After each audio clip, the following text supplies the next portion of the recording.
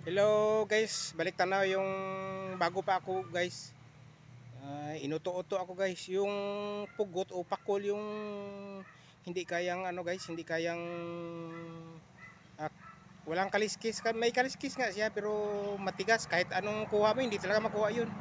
Pakol yung tawag sa iba, pugot ba yun? Yung maitim na makapal at saka hindi makukuha yung kaliskis niya, sabi ng kasama ko. Yung isda, kaliskisan mo ah.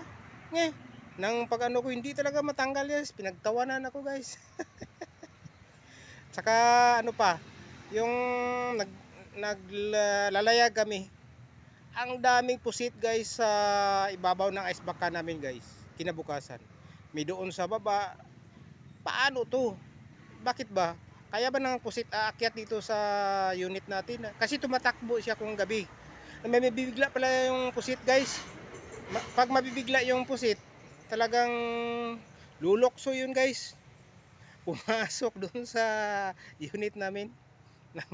Ayaw kong kumain, sabi ko baka dala ng ano yan, yung nasa taas, anong tawag doon, yung lumilipad.